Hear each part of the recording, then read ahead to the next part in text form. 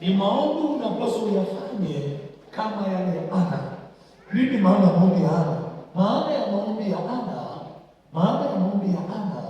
ni maombi ya kudumu, ni mahali unakaa mpaka kitu kikatokea.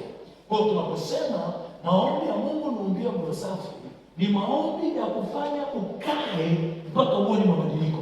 Ni wimbo Mungu niumbie moyo safi, ni wimbo unatakiwa uimbe usiku na mchana, kwamba niumbie moyo safi. Hii haikuji tu, inakuja kwa sababu kuna mahali unapaswa udumu. Ukimwambia Mungu naomba niumbie moyo safi, Mungu naomba niumbie moyo safi. Hakuna kitu kitabadilika kwenye maisha yako mpaka moyo wako umebadilika. Kuna password, kuna kodi zinapaswa zifunguke kwenye moyo wako ili kufungua moyo ubadilike na maisha yako ya nje na mengine yabadilike. Kinachobadilika kwenye maisha ya mwanadamu mpaka ukasema siku hizi jamani mpole, siku jamani na upendo, sio macho wala uso unaobadilika, bali ni moyo umekuwa umefikiwa. Kwa kama moyo wako umefikiwa, maana yake ni mabadiliko kwako hayajafikiwa. Kama moyo wako haujafikiwa, ni mabadiliko kwako hayajafikiwa. Kama moyo wako haujafikiwa, ni mabadiliko kwako hayajafikiwa.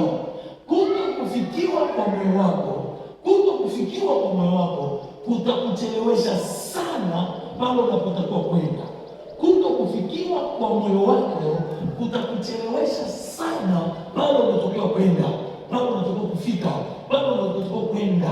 Kwa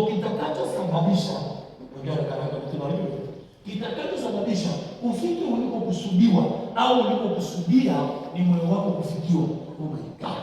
Kitakachosababisha ufike unakotaka, ufikie kusudi unataka kulifikia, ni kwa kufikiwa kwa moyo wako.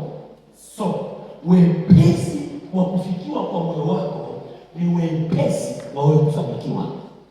Wepesi wa kufikiwa kwa moyo wako ni wepesi wa moyo wako, ni wepesi wa wewe kufanikiwa. Narudia, wepesi wa kufikiwa kwa moyo wako ni wepesi wa wewe kufanikiwa. Moyo wako na mafanikio yako yana uhusiano wa ndani sana. Moyo wako na mafanikio yako yana uhusiano wa ndani sana. So moyo kutokufikiwa ni wewe kutofanikiwa. You see? Moyo kutokufikiwa ni wewe, ni mafanikio yako kuchelewa kukufikia. Kwa ukilio wimbo wa Mungu niumbie moyo safi, ni mahali unapaswa ukae ili kusababisha mabadiliko kwenye moyo wako. Kuna watu wana magonjwa yanatoka kiroho. Kuna watu kuna mifungo wamekataa kuacha. Kuna watu tabia wameokoka na wameokoka. Ndio maana sasa nasema hivi, huyu baba anakuwa siku zote, mbona mchoyo? Mbona nipea? Mbona hivi? Mbona yani kabisa hana tofauti na mbagani. Shida ni nini? Moyo haujafikiwa. Kama wokovu haujafikia moyo, wewe ni mbagani. Take this. Tuiweke.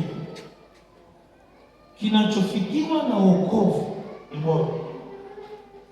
Naandika mtu wa shule. Kinachofikiwa na wokovu ni moyo.